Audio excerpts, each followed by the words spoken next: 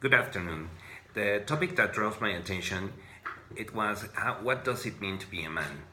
As I said before, to be a man is just a matter of gender. It doesn't mean that it is related the way you think, act, or being. There are main reasons to be a man. For example, being a man has a relation to mine because you're a man when you are comfortable of what you are. This will depend on the basis of the environment and where you were raised, including your country and culture.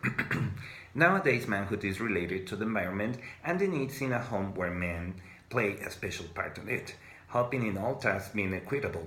This evolution plays an important part in our daily lives because men and women cooperate in many aspects like economy, tasks, chores, etc., and both have the responsibility to make it work. Since ancient times, men and women had collaborated to each other tasks they used to play a role in their union, like hunting together as an example. The habitat modifies men in the way they dress, work, get along with, and the aspects don't have a relation with their manhood or the way they dress, even though how do they look like.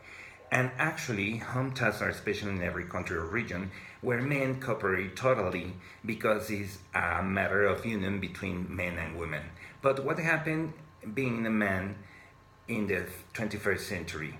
Manhood is changing. It's as simple and as complicated as that. Manliness is one sign of this change. Recently, I read a blog, and to boil it down to its essence, men are not quite sure to be anymore. And why is that?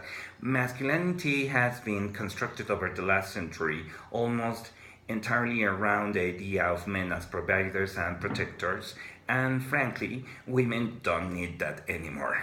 And why they don't need that anymore? Already in the least a dozen major metropolitan areas, women earn on average more than men. Women are waiting longer to get married and are more often the initiators of divorce. With their own incomes, they can afford to be pickier about their spouses, both going into marriage and when deciding whether to continue their relationships. This has all happened in the context of larger social changes that have eliminated a great many jobs that were traditionally the sole province of men. And the manufacturing and heavy labor jobs that relied on a power, physic, and kind of working class swagger, most of which have been either automated or offshored. And I think at the same time, a new knowledge economy has sprung up, privileging communication, creativity, and self-motivation over brawn and emotional control. While there's no inherent reason why women should do better in this emerging business than men, the fact is that men have largely given over the field while wasting time twiddling our thumbs over the loss of jobs where men could be men. And what happened? We are all feminists now? Well, aside from a few hardcore traditionalists, just about everyone now accepts as a given that both men and women will have an education, a career, and a public life. Each and every one of us benefits daily from the greater participation of women in our society.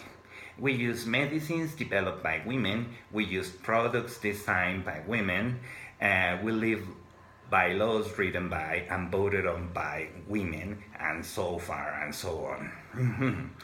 That's because the idea that women can be this or that is falsified by the reality that there is virtually no job category that women haven't entered and excelled in. Real men encourage those around them, male or female, to realize their fullest potential, regardless of their own others' preconceptions, and that is feminineness.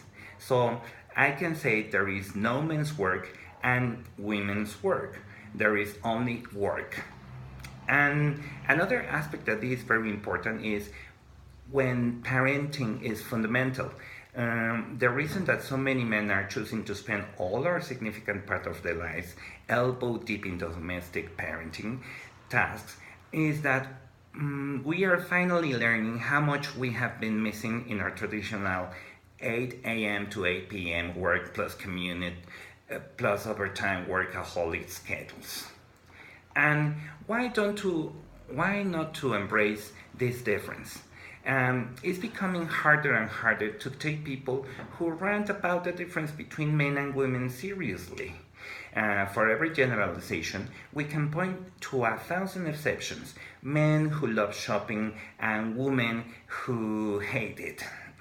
Women who whoop and holler over their football team's victory, and men who couldn't tell anything about the football because it's not in their issues.